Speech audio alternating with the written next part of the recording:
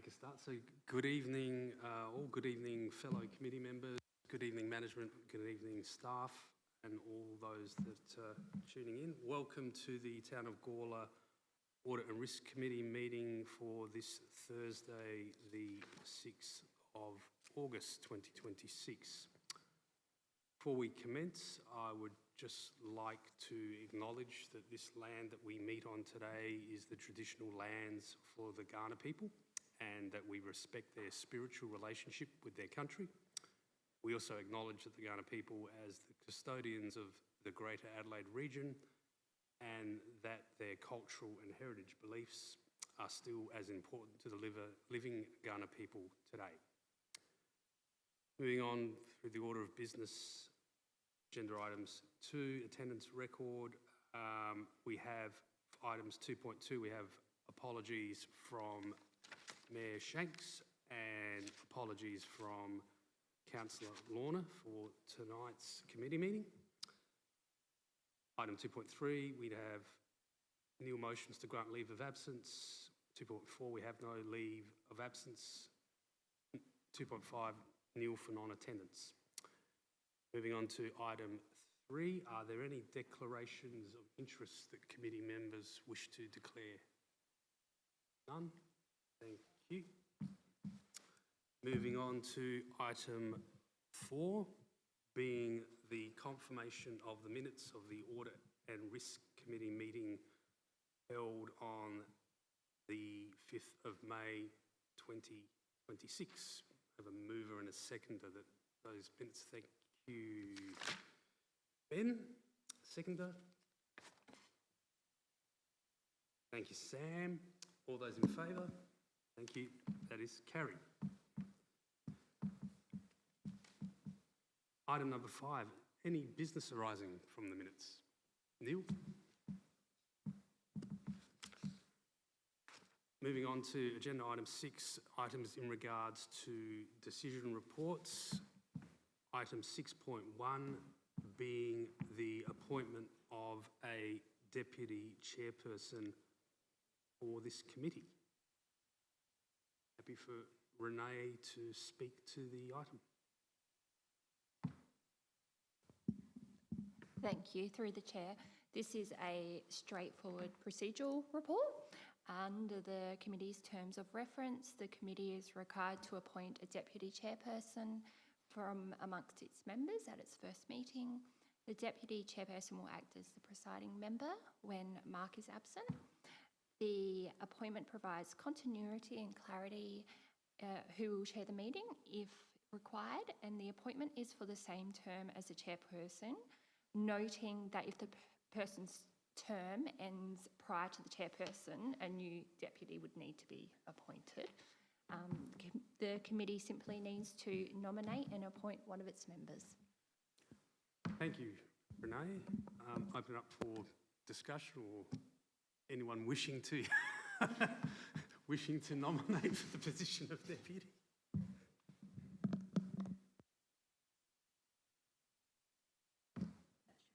Now it's on? Now it's on. You just point at me. Yep. Okay. Yeah, I'll do it. Thank you, Sam. Thank you for volunteering. So we have a recommendation before us that the Audit and Risk Committee appoint Sam Mill as the Deputy Chairperson. Have a mover and a seconder. Thank you, Ben. Seconded. Thank you, Sam. All those in favour? That is carried. Moving on to item 6.2, being the Audit and Risk Committee Annual Report. Renee. So this report presents the committee's annual report for the 2025-2026 financial year.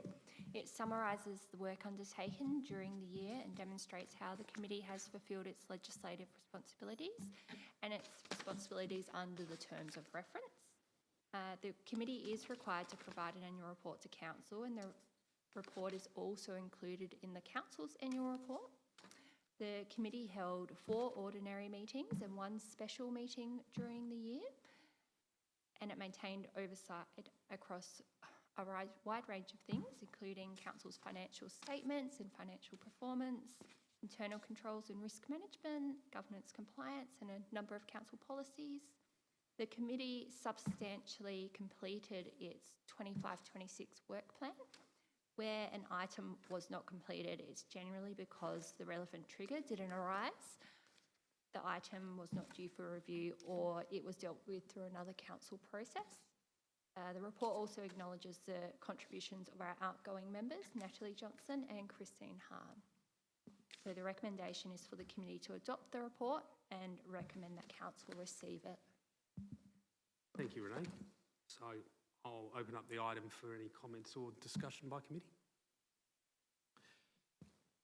It looks like a true record. Yeah, it's a good report and a good year's work. And seconding this discussion of Natalie and Christine, a lot of work put in by them. Thank you, Ben. Any other comments? Just got a couple of queries, and these are not material. So on page 13 of our agenda, in regards to the report, there's commentary at the beginning there that the committee also made recommendations for the revocation of policies that were no longer required or had been superseded by other governance arrangements. Is it prudent or prior practice to list policies that were rescinded, or is it just standard practice just to make a general comment, just purely for my interest?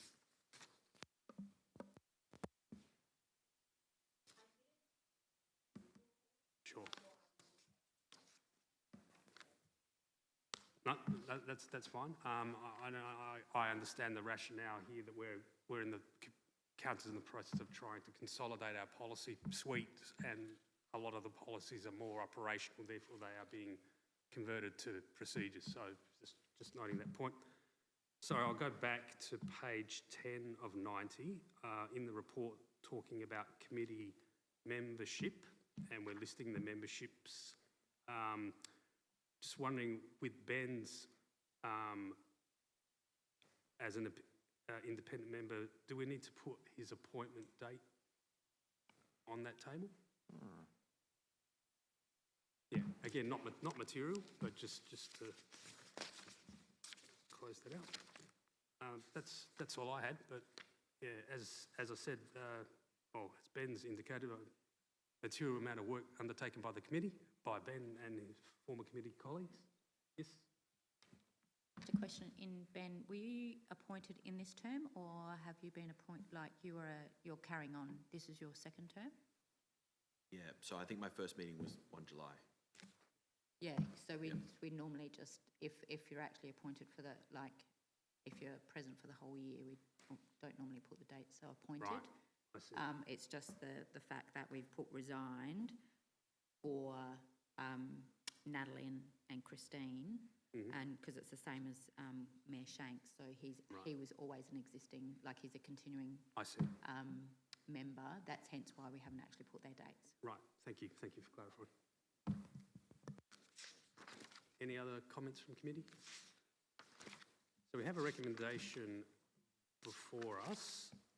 And I was hoping just to add a fourth part to the recommendation, and this has been already called out by Ben in regards to the work that's been undertaken. So the recommendation before us is that the Audit Risk Committee, 1, adopts the 25-26 Audit Risk Committee Annual Report as contained in Attachment 1, 2, authorises the Chief Executive Officer to make minor amendments to the 25-26 Audit Risk Committee Annual Report that do not alter the intent of the document as required.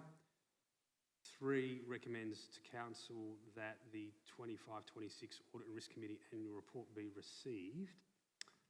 And 4, I was hoping to put in acknowledges the services of outgoing presiding member Natalie Johnston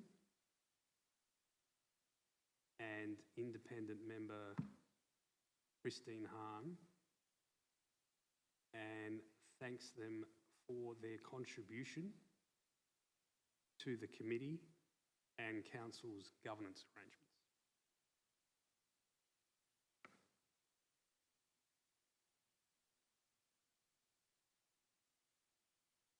And governance arrangements. I think it's prudent that I'd like that formally acknowledged, as you know, two of us are only new, but we can appreciate the material amount of work that's been undertaken. I think it's important that it's formally acknowledged in the minutes. So with that amendment to the recommendation, if members are happy, I have a mover and a seconder, please. Thank you, Ben. Seconded.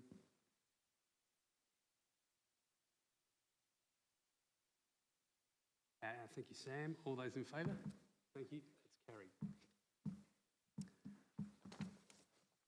Moving on to item 6.3, being the 26-27 Audit and Risk Committee Work Plan. This report presents the proposed work plan and meeting schedule for the 2026-2027 financial year. The work plan is intended to ensure the committee's legislative, financial, audit and risk and governance responsibilities are considered in a structured and timely way throughout the year. The work plan has been reviewed against the committee's terms of reference, its legislative responsibilities, council's financial and governance reporting cycles, and the previous year's work plan, and the proposed ordinary meeting dates are 3rd of November, 2nd of February, 4th of May and 4th of August. I would like to note that there was a minor typographical correction in part 3 of the recommendation in the agenda. It just referred to the special budget meeting should have been March 2027, not March 2026. And I guess another thing for that, with the change in timing of the local government elections, that might change as well, but it's just a heads up. The work plan covers the committee's performance and reporting, financial reporting and budget updates, the long-term financial plan, internal controls of governance, internal audit, external audit and other statutory or referred matters. And a key item for this year is the review of the committee's terms of reference, which were last reviewed in November 2022. The work plan is a planning document, so it can be adjusted if reporting dates or operational needs change. Thank you, Renee. I'll open up the item for any comments or discussion by committee.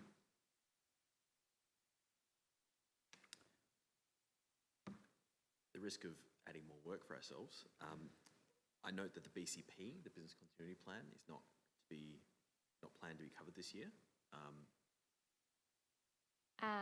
So the plan was recently reviewed and has a 2-year cycle, so it's not due for formal review in 26-27, that's my understanding.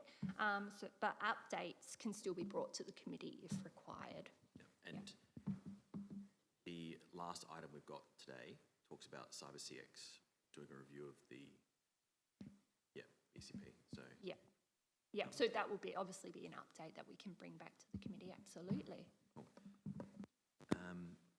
Sorry, another one.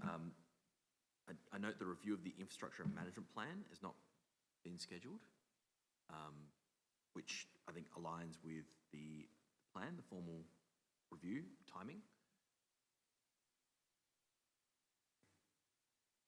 So in relation to the review of the asset management plan, so because we actually have a local government election scheduled, there is a requirement for for both that and the long-term financial plan to actually go into a full review. So we'll probably commence the review of both of those plans. However, it's probably unlikely that they'll actually be finalised in this cycle to actually bring back to the committee.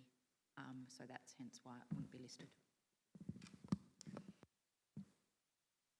Any other comments, questions? Got a couple. With the actual plan itself, page 23 of 90 of the agenda in regards to internal audit review and provide oversight of the internal audit plan, including proposed scope, priorities and alignment with council's strategic risk. I was just wondering what timing or what quarter that was proposed. Oh, sorry, you go.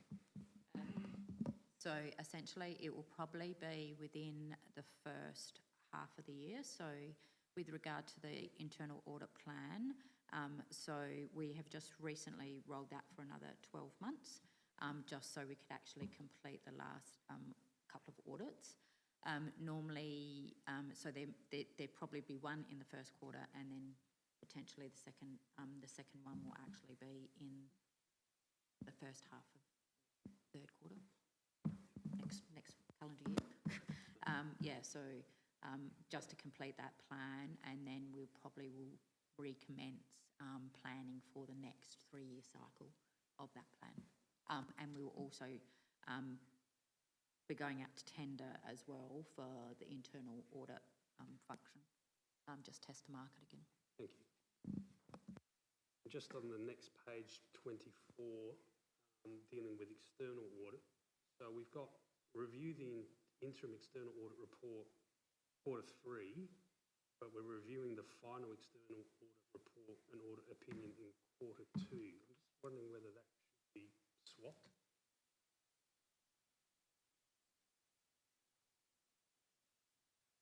It's probably the interim audit is the one for the 27, right. 28, and the final Yeah. one will be for this Understood. 25, Sorry. 26, 27, Apologies. 27. Yeah. Thank you. Yep. That's all from me, thank you. So we have, just a general comment. So we've obviously got some ordinary meeting dates that have been proposed for the 26-27 financial year. I guess next meeting in November, we're also reviewing terms of reference to this committee. So whilst part of this discussion, I'm probably just going to put this for committee's consideration. Apart from reviewing terms of reference and looking at dates, probably looking at maybe considering start times as well, potentially bringing start times forward if that suits the appetite of the committees. But we can certainly discuss that and raise that when we look at the terms of reference in November. Point to note. So that being said, we have a recommendation before us that the Audit and Risk Committee adopts the 26-27 Audit and Risk Committee work plan as contained in attachment 1, adopts the ordinary meeting schedule for the Audit and Risk Committee, noting the dates are subject to change if required to meet operational needs. Those dates are 3rd of November 2026, 2nd of February 2027, 4th of May 2027, 4th of August 2027, and notes that subject to the timing of the 27-28 budget process, a special committee meeting will be scheduled in March 2027 to review the draft 27-28 budget with the exact date to be confirmed. Could I have a mover and a second of that recommendation? Thank you, Sam. Thank you, Ben. All those in favour? Thank you. That's carried. Moving on to item 6.4,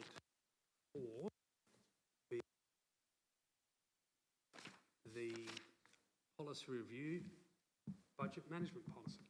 Renee.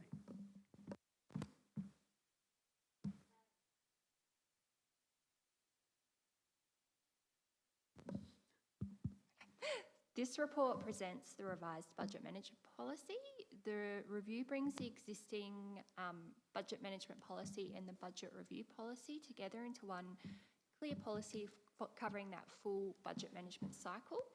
The two existing policies were last reviewed in May 2024, and they deal with closely connected parts of the same process. So the budget preparation and adoption, ongoing monitoring, revised forecasts, budget variations, carry forwards and financial reporting. So the revised policy consolidates these requirements into one overarching document, and the existing budget review policy can then therefore be revoked. The revised policy provides clear distinctions between recurrent operating budgets, operating initiatives and capital budgets. and the updated terminology for budget reviews to revised forecasts is consistent with the legislative framework. It strengthens controls around expenditure without an approved budget, the use of savings, employee cost changes, carry forwards, capital budget transfers and financial reporting. Funding allocated to capital renewal or replacement cannot be transferred to new or updated capital projects without council approval. The policy also more clearly connects budget decisions with the operating surplus ratio, net financial liabilities ratio and asset sustainability ratio. The detailed operational processes and approval limits now sit within the budget management procedure, which didn't exist before. So the procedure has been reviewed internally and that will be presented to the CEO for approval after council adopts the policy. Thank you, Renee. Open it up for the committee for any comments or discussion. Doesn't seem like it's too much for change, but it has been working pretty well, right? So, yeah, do this. Yeah, again, I like the idea of the consolidation of, like for like, and that they are closely related. I like the commentary about strength in capital funding controls, that the policy reaffirms and confirms that funding allocated for capital renewal replacement cannot be transferred to new or upgraded capital projects unless approved by council. So I think that's really important. Just some general queries because I'm new. So obviously the policy is being formatted.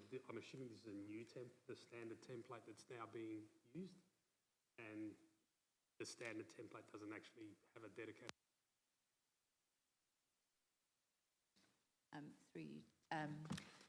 So last year we actually introduced, we did a whole big policy review framework and implemented and introduced a new framework. And that format of how it's the draft policy is actually that format that we came through in that policy. So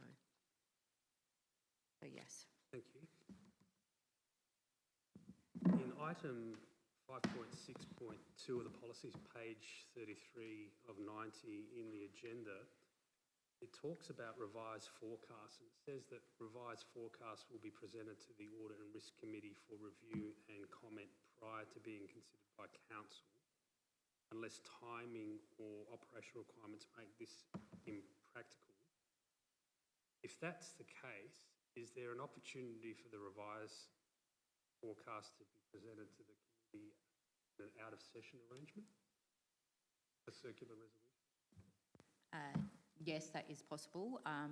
Obviously, the way we actually time our meetings is that we always make sure that we can actually present the budget update in the month prior to actually going to council. So I suppose since I've been here, we haven't had any operational needs to actually do that. But like if a circumstance does change, I'm more than happy to actually present that as well. So it actually does go beforehand. Thank you. Page 36 of 90 of the policy dealing with, as compared to the older policies, we've got a 4-year review cycle as opposed to, I think it was a 2-year review cycle. Is that, again, as part of your upgrading templates and protocols for policy review? Yes, it was. And obviously there's some policies that realistically, unless there's actually a major operational change, the policy actually doesn't change that much, and hence why we've actually tried to extend, I suppose, that stock standard review process. However, if there was a major operational change that changed the needs for the policy, we would actually bring that back at that point in time as well. So it's not that we would just leave it until that review cycle. So, but if it's just an administrative review, a four-year cycle sort of tends to be a bit better, rather than you just having policies to say, we've changed this word here and we've just done administrative updates. Thank you. Just looking through the old policies that are being rescinded. So the budget management policy, so page 38 of 90, in the definitions, there were some definitions of full cost attribution basis, zero-based budgeting, fixed cost and variable cost. Have they been incorporated into the new procedure or as such? Yep.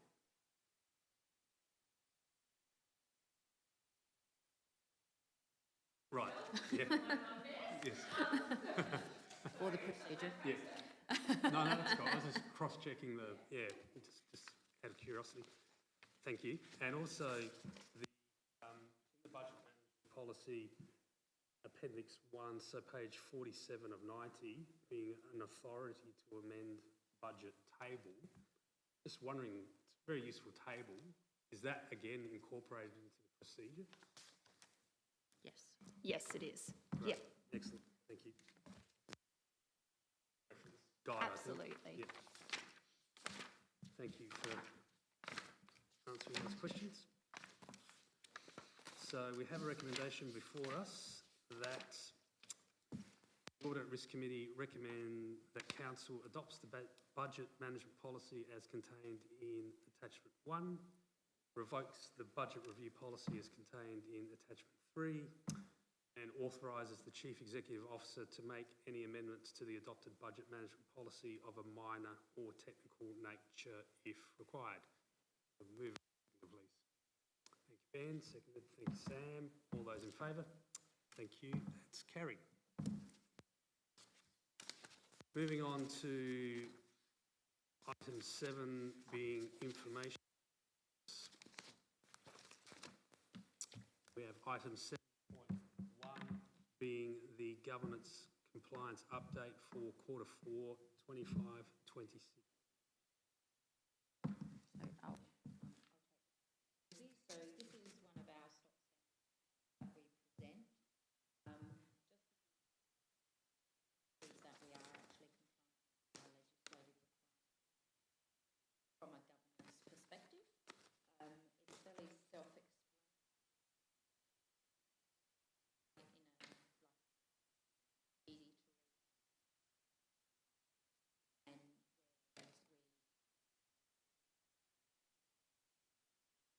we've actually policy framework. We are going through a process of reviewing they are relevant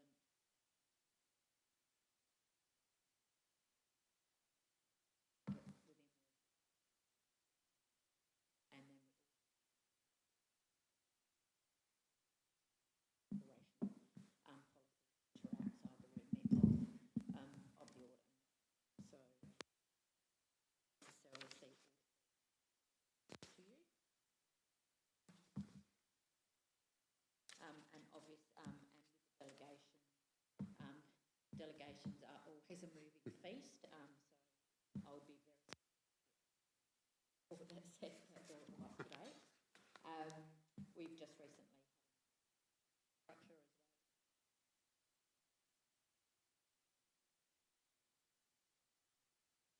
And any role change process.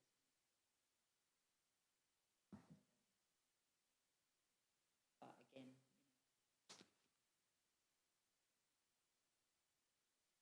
draft of legislative.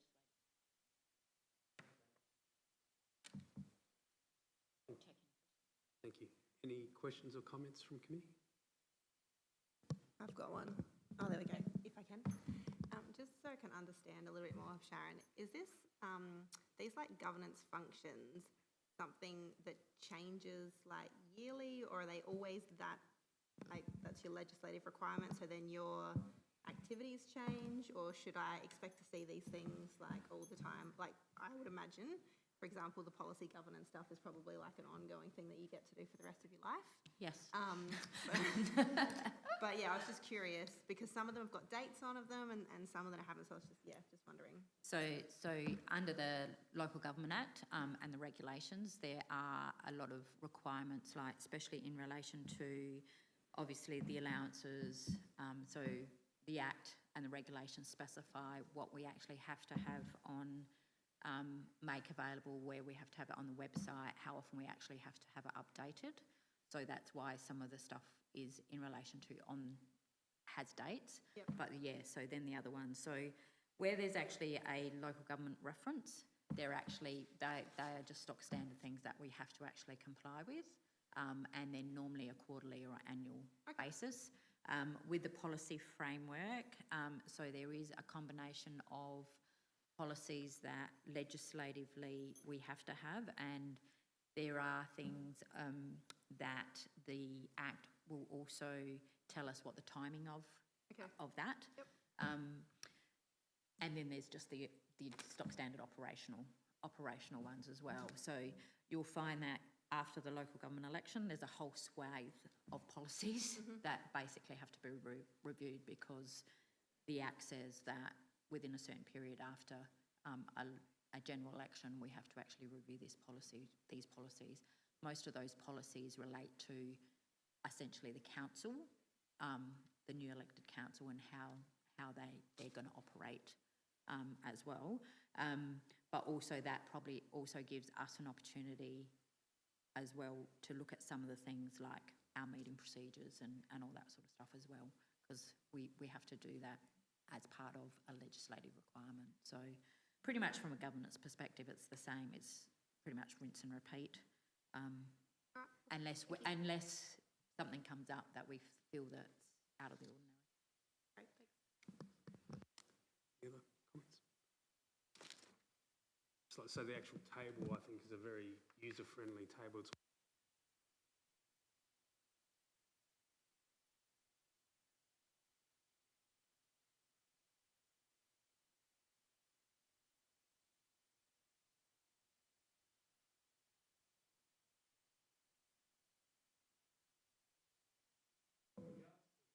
Meetings in the report, so page 50 of the agenda. So we talk about the council meetings and the minutes of the meetings being provided to members within 5 days of the meeting, and then obviously available to the public, published on the website.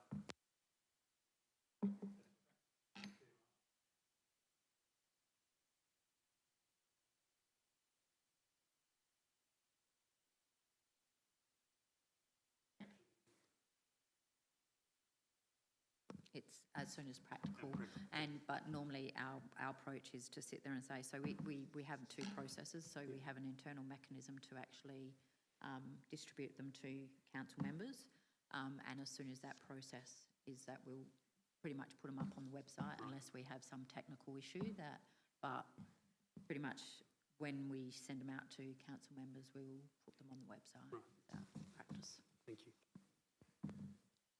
Okay, so we have a recommendation before us that the Audit and Risk Committee receives and notes the governance compliance update for Q4 25-26. Mover and a seconder, please. Thank you, Sam. Second, Ben. Thank you. All those in favour? Thank you. That's carried.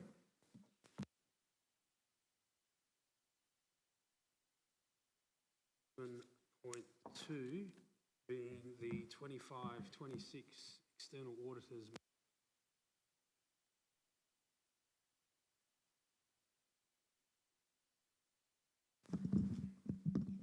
So through the chair, so we had the auditors on site early this year, so in about April. My computer's just turned off. So we usually have this interim audit where they focus on our internal controls. So they will do a comprehensive review of council's operations. We had 3 findings which are listed in the report, and all the detail of of what they found, and also the letter and management responses are within the report. So I'm happy to take that as read and answer any questions. Thank you, Erin. So I'll open it up to committee for any questions or queries.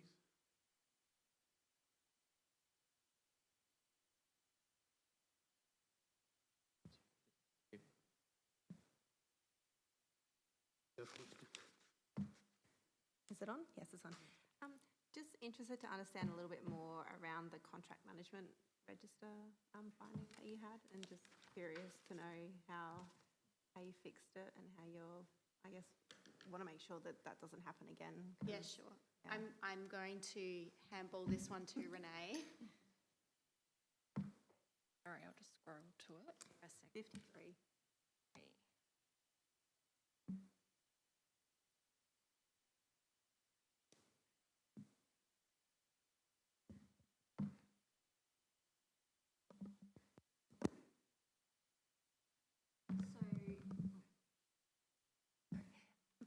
Okay, so this was also one of the findings in the internal audit we did on contract management recently. And from that internal audit, we've developed quite a detailed contract management action plan, and because there's a lot of things to do, it goes over about 18 months, this plan, but this is definitely one of the things that we've identified in the plan. You know, how can we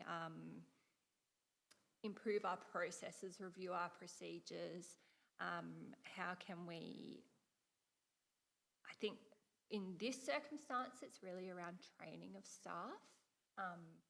And so as part of that action plan, we will be rolling out new training sessions on contractor management, and I'm going to bring procurement into that too, because it's a whole cycle there from procurement to contract management, so it will be really a refresher, and we'll address it through that. Thank you. Thank you, Sam. Just got a couple of queries. So page 54 of the agenda, dealing with purchase orders, noting that the matter remains outstanding from the interim audit, and auditors noted that the procurement policy doesn't currently provide clear guidance regarding the circumstances where purchase orders are required versus where procurement may proceed via an approved contract or service agreement. So management have advised that the policy is scheduled for review by February 2027, at which time it will be considered. I said, I guess I'm asking, given that it's an outstanding audit finding, is there any appetite to bring the review forward before, or do you feel that February is sufficient?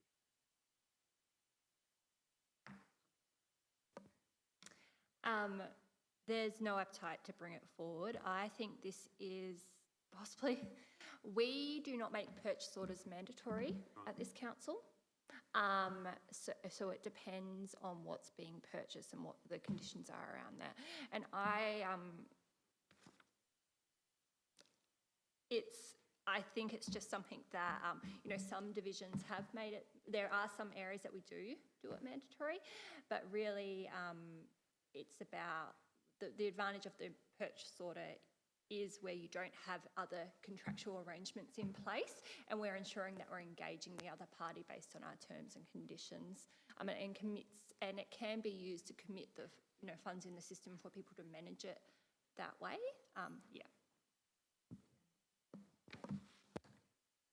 So in relation to, but the policy actually does specify that to engage you have to have some form of agreement. It doesn't necessarily, like what we're actually saying is that rather than mandating that we have to have purchase orders, we're just sort of sitting there saying, yes, you can use purchase orders, but if you actually have a contract or a letter of engagement or a quote that you've accepted or something, that is also an appropriate form of supporting documentation to sit there and say that that's a valid purchase, as opposed to mandating purchase orders for every single circumstances, because in the past we've had findings to sit there and say that we're putting purchase orders in the system after we've actually purchased it because of the type of service that we're buying. You don't actually issue a purchase order.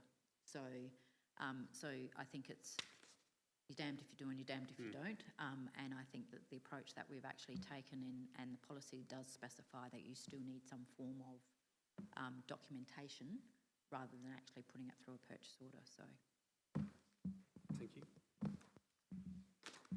And then following on from that, the audit talks about indexation methodology, corporate knowledge retention, audit stipulating that a form procedure had not yet been developed.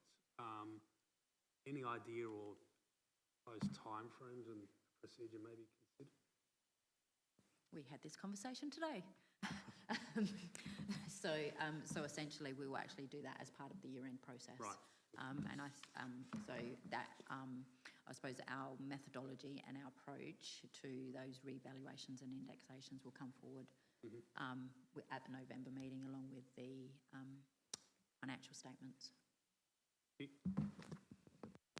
So in the actual Dean Newbury report, so section 1, prior year audit matters status update, so page 57 of 90 in the agenda. So in the 25 interim management letter, it talked about IT system use, access master file, audit trail reports and general journals. So the status is it's in progress and no change has been made to the level of user access permissions since being reported in the 25 financial year. When are you anticipating potential changes to be made at all for user access permissions? Or are the compensating controls established sufficient?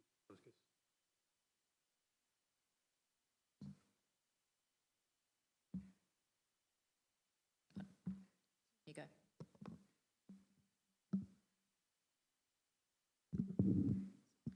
So from my understanding, we are doing a review of the system controls right now as we're doing the restructure, so as that's going through the system.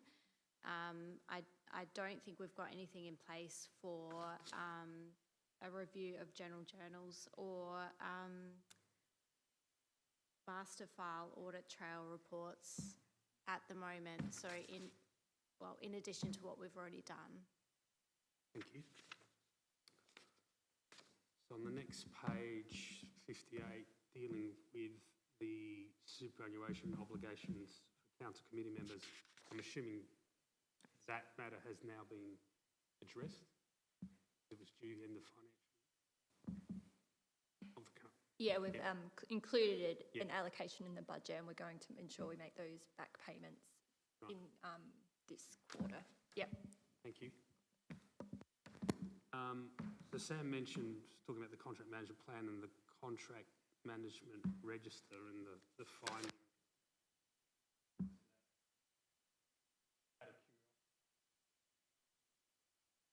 Customised register? It is it through vendor panel? It is, right.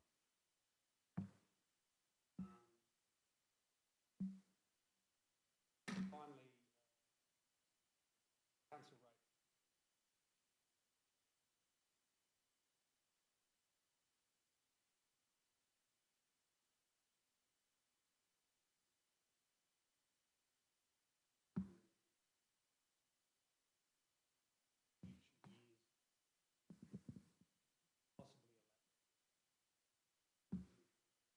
Recommended to implement?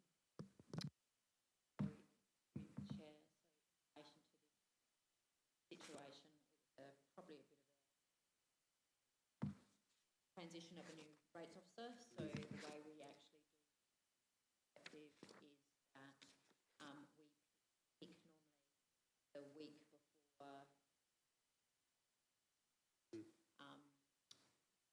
rates get declared. We actually pick that as the value.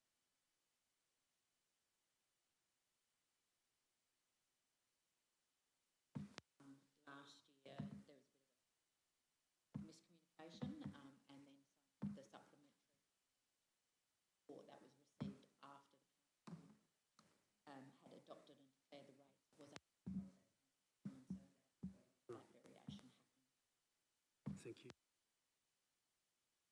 Okay, so we have a recommendation before us that the Audit and Risk Committee note the interim.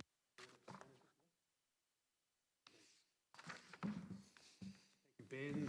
Seconded Sam. All those in favour? Thank you. That's carried. Moving on to item 7.3, procurement.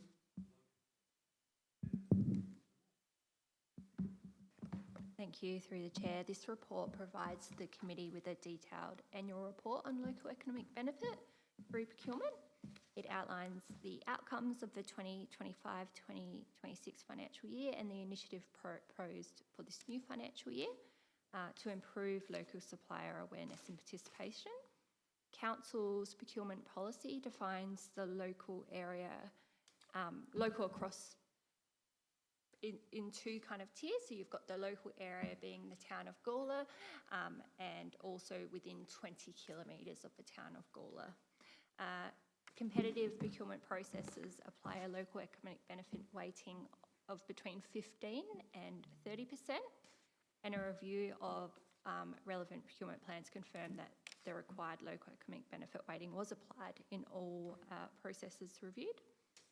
I think it's important to note that the data provided to you in this report is postcode data, and local economic benefit is much broader than the supplier's registered address. It can include things like local employees, local contractors, local suppliers and materials, apprenticeships and training, investment in the local area and social inclusion initiatives. Based on supplier addresses in our financial system, approximately 8.9 million was paid to local suppliers, and that equates to the direct local expenditure representing approximately 29% of our total expenditure for suppliers. The strongest local economic benefit was in the open space and environment category, approximately 4.4 million, around 77%, and the civil infrastructure and services, which was around 3.4 million or 33%. Local expenditure was lower in things like ICT and general goods and services, which can include professional services, but that's largely reflects market availability, specialised systems, that type of thing. The 29% result is an indicator of direct local spend again, so it's not that complete measure of local economic benefit. So as part of our 2026-2027 initiatives, we're going to look at how we can capture more of that data and really see if we can incorporate that into this report. Some of the other initiatives that we've got for this financial year includes engaging with the new Gawler Business and Economic Development Committee and working with them, an information session for local suppliers, just reviewing the information on our website and in our documentation to make sure it's accessible,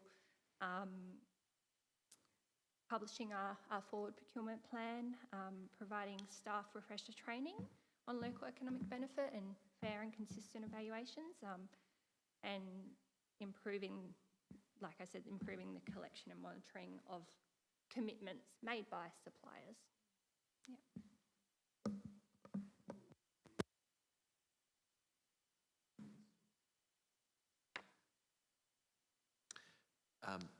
If I may, yeah, it's a great initiative, a lot of detail here. Do you guys have a target level of local spend?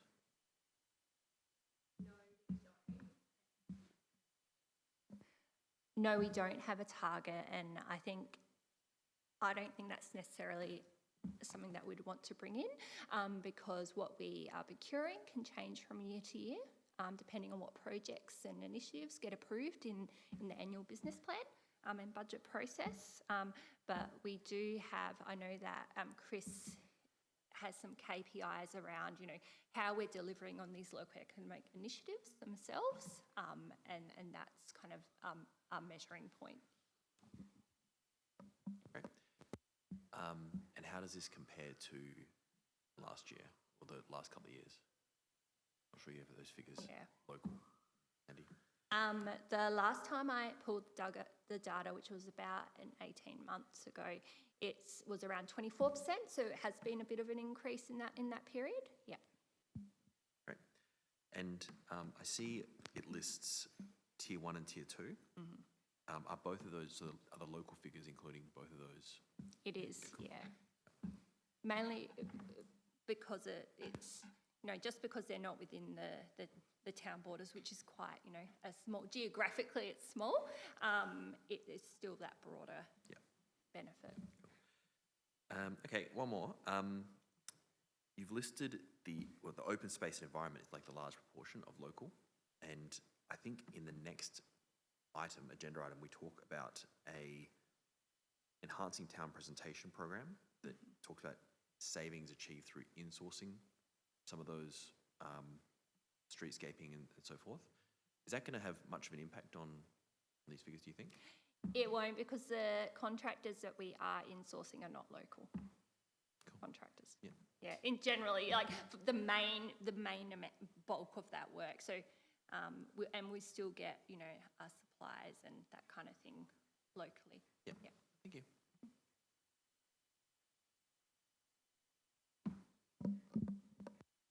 I think it's a great initiative, a good report, certainly from my experiences in local government and state. I mean, Town of Gawler is certainly leading the way in this area, whilst not diminishing consideration of value for money or capability and experience. You are certainly giving great opportunities for the local contractors and suppliers and service providers to do business with council, and you should be commended for it. On page 61 of 90 of the agenda, you talk about the policy supports local economic benefit by actively promoting opportunities to supply goods, services and works to council. Just wondering what mechanisms you use to actively promote those opportunities. Sure. So we use our social media accounts. We've got the Bunyip, which is the local newspaper. When there are particular tenders going out, and one is like a panel for plumbing services, those type of things, where we do know there is potentially a lot of local suppliers in the area, then we use those types of channels to advertise that. We also promote people registering on vendor panel, because then once they're registered, we can search within a geographic area and look for those kind of suppliers that you may not engage over a period of time, but those little engagements. Thank you. And in your 26-27 procurement plan of benefit initiative, you talk about the engagement with the Business and Economic Development Committee, which is great, and delivery of an information session for local businesses. I guess, is there capacity or resourcing to deliver more than one info session, or maybe have the info session recorded and then published on a public-facing website for to tap into? Yes, absolutely. So I done a session a few years ago, and that had been available on our website for people to go back and listen to me talking about procurement at Town of Gawler. Yeah, so we definitely, we'll look at all, and maybe, is there something different we can do this time to try and engage more people in the process? Yeah. Great, thank you.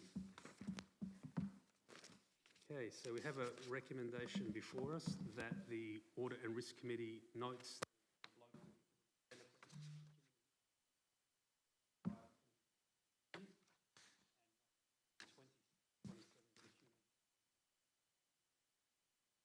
mover and a seconder, please. Thank you, Sam. Seconded, Ben. All those in favour? Thank you. That's carried. Moving on to 4, being adoption of the 26 new business plan budget. So this report provides the committee with the final annual business plan and budget adopted by council. The committee previously reviewed the draft budget, so this report outlines that final adopted position, and the changes made following consultation and the update of a long-term financial plan forecasts. Council adopted an underlying operating surplus of $154,000, a 4.3% increase in general rate revenue plus growth, net operating cash flows of approximately $12 million, total operating expenditure of approximately $44 million, and a capital works program of $13.5 million. The reported operating surplus is around $433,000 after including roads to recovery funding and council's share of regional subsidiary losses.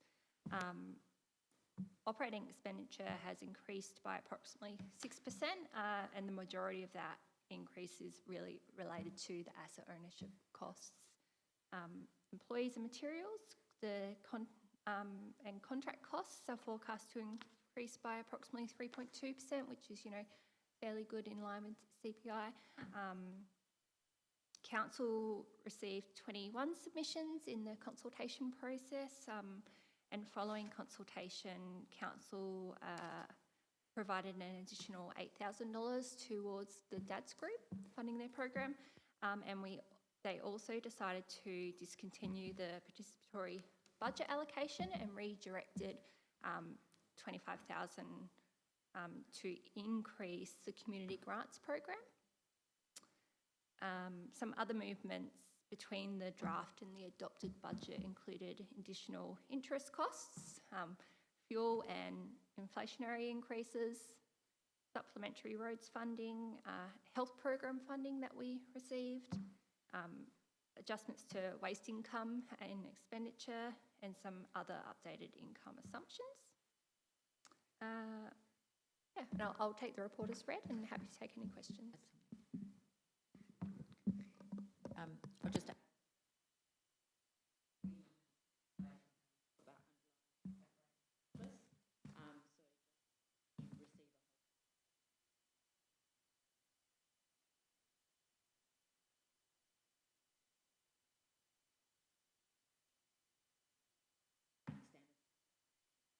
that in our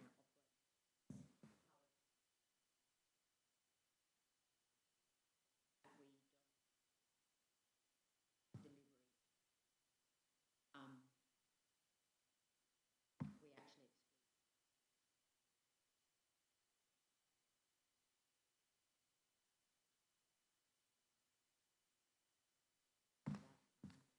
there's a few peculiarities to the government.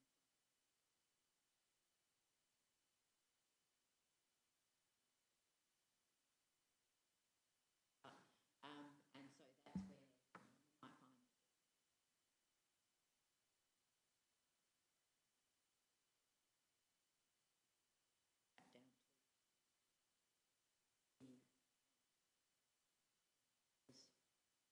government.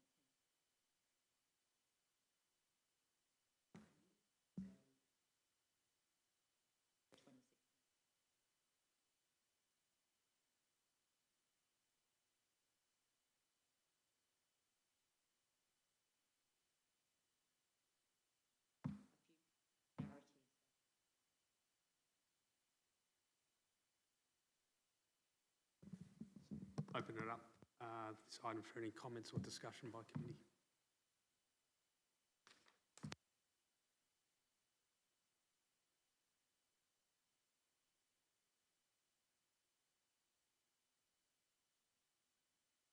No. Yep. Thank you.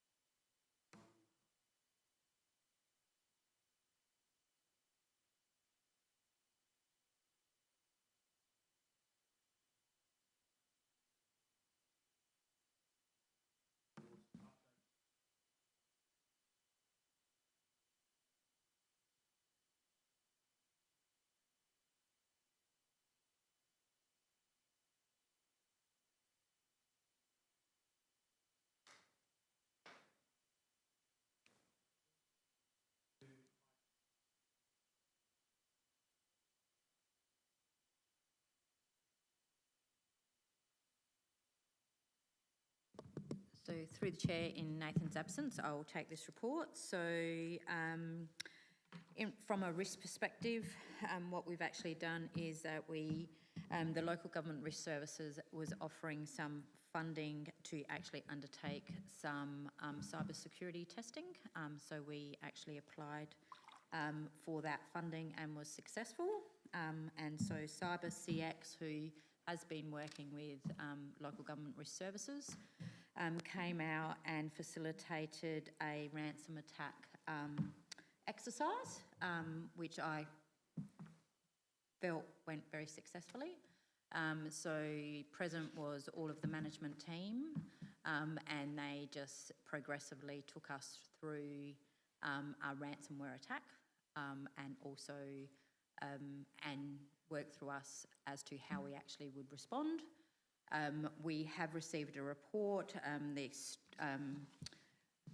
that actually made a number of recommendations. So there was 21 recommendations, which we are actually taking on board, and actually we will be working through those recommendations, and as we go through those changes, we will just keep you updated as to where we're at.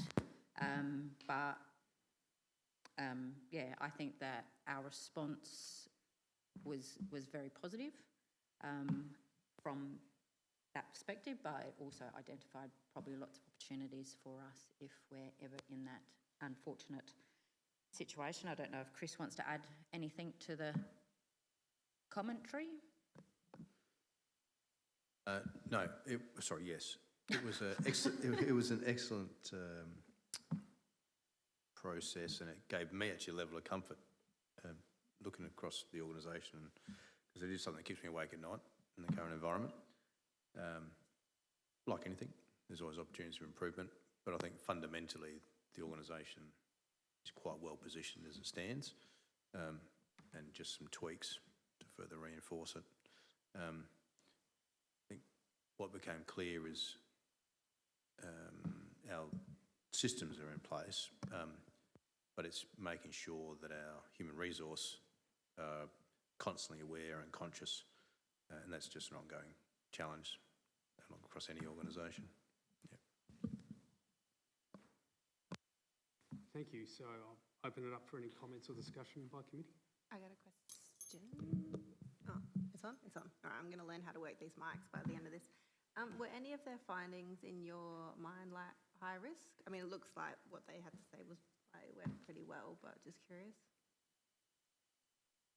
I wouldn't say so. So in relation to that, I think probably the biggest risk area, and it is that at that timing of if there is a ransomware, and at what point in time that escalation process was probably more, I would sit there and say that it was probably just the one that probably just needs some work on, and making those decisions, but nothing that was glaringly to sit there and say, oh, we have to act on that. I think one thing that we actually did come out, that came out of it, which we pretty much dealt with straight away, was we have our business continuity and we have our disaster response, but we actually never had a document that dealt with how we would actually respond from an IT perspective to a cyber attack. So we have actually prepared a cyber response document, because we recognise that how you respond to a cyber incident is a lot different from how you would actually do a disaster recovery from an IT perspective, because realistically you have your business continuity event, which potentially might be a power failure or something like that.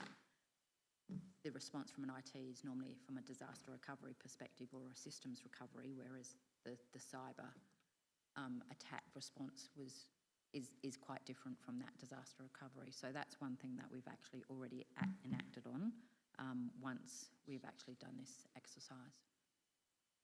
Thank you. I think this is very important, right, obviously. I have more of a broad question. I see governance, agendas and minutes are listed as one of the 10 critical business functions. And I'm just wondering if is that like a legal compliance issue, or is that, yeah. Yeah, and obviously it's a critical function depending on when the incident happened as well. So there are legal and compliance requirements for us to, we have to hold a council meeting once a month. So although depending on what the business continuity event was, if we didn't do it, I don't necessarily think that the consequences are going to be that great, realistically, from that perspective. But it would have been added because of the legal requirements for council to hold. It's very similar to like payroll and accounts payable and all that sort of stuff. Yes, they're critical, but they're only critical depending on the timing of when the incident actually occurs. If it happens on an odd payroll week, it doesn't matter. It's not critical. So yeah.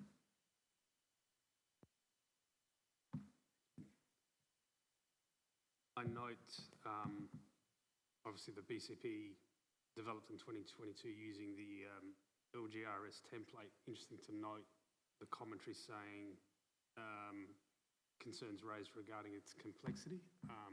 That's a common comment that I've heard across local government, and it sometimes does cause people not to focus and to tune out. We've had some discussions in other committees and forums about it, and sometimes, for example, if we look at the 10 critical business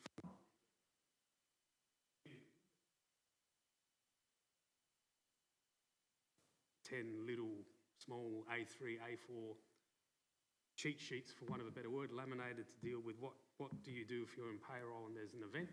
It's far easier for people to actually understand and uptake their responsibilities when it comes to continuity planning and recovery. So that comment is not in isolation. Our approach with regard to that is to sit there and say that the owners of each of the sub-plan actually only have their sub-plan. Yeah. So the full business continuity document is actually probably only held by the management committee.